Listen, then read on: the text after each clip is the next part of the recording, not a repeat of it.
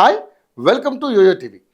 ఎవరెవరు ఏ ఏ పనితీరుతో పనిచేస్తున్నారు, ఎవరు కార్యకర్తలకు అందుబాటులో ఉన్నారు, ఎవరు ఏ రకమైన దందాలకు పాల్పడుతున్నారు వంటి అంశాలపై ఓ థర్డ్ పార్టీతో CM Revanth Reddy secret survey చేయించారు. కాంగ్రెస్ ప్రభుత్వం ఏర్పడి ఏడాది కావస్తుంది. దీంతో పార్టీపైనే కాకుండా నాయకుల గురించి తెలుసుకోవాలని అనుకున్నట్లు ఉన్నారు. అందుకే ఈ సీక్రెట్ సర్వే చేయించినట్లుగా ఉన్నారు.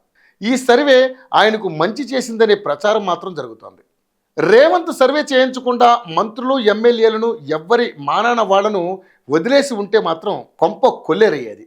రేవంత్ రెడ్డి ఎంతో కష్టపడి పార్టీ గ్రాఫ్ను గెలుపు వరకు పెంచారు. అలాగే పాలన కూడా ఉండాలని భావిస్తున్నారు. అందుకే మంత్రులకు ఎమ్మెల్యేలను కూడా ముందు నుంచి న్యాయపరమైన పాలన చేయాలని హెచ్చరిస్తున్నారు. కానీ రేవంత్ చెప్పిన మాటలను ఓ ముగ్గురు మంత్రులు మాత్రం పెడచెవిన పెట్టినట్లుగా సర్వే ద్వారా తేలింది. సర్వేకు సంబంధించిన రిపోర్ట్ను తన వద్దకు తెప్పించుకొని దాన్ని పరిశీలిస్తున్నట్లుగా తెలుస్తోంది.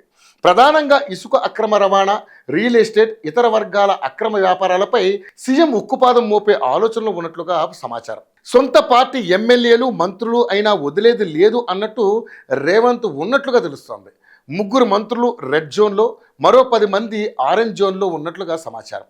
కొంతమంది అవినీతి ఆరోపణలు ఎదుర్కొంటున్నారు. ముఖ్యంగా ఉమ్మడి కరీంనగర్, వరంగల్, నల్గొండ మంత్రులపై తమ నియోజకవర్గంలో వ్యతిరేకత ఏర్పడిందని సర్వేలో తేలినట్లుగా సమాచారం. అంతేకాకుండా అక్రమ రవాణా, రియల్ ఎస్టేటు, వ్యాపార సెటిల్మెంట్లు వంటి కార్యకలాపాలను నియోజకవర్గాల్లో ఆ ముగ్గురు మంత్రులు ప్రోత్సహిస్తున్నట్లుగా తెలిసిందని అంటున్నారు.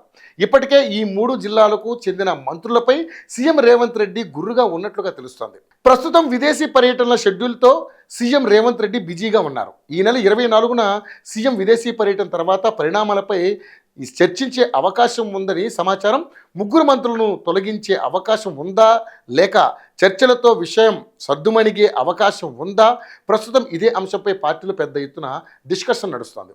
రీసెంట్గా గాంధీ భవన్లో జరిగిన పిఎస్సి మీటింగ్లో కూడా మంత్రులు, ఎమ్మెల్యేలు, పిఎస్సి సభ్యులకు సీఎం రేవంత్ రెడ్డి వార్నింగ్ ఇచ్చినట్లుగా తెలుస్తోంది. ప్రతిపక్షాలు ముఖ్యమంత్రిని తిడుతుంటే మీరు కౌంటర్లు ఇవ్వరా అంటూ కూడా రేవంత్ అడిగినట్లుగా సమాచారం. ముగ్గురు మంత్రుల భవితవ్యం ఏంటనేది తేలనుంది మరి.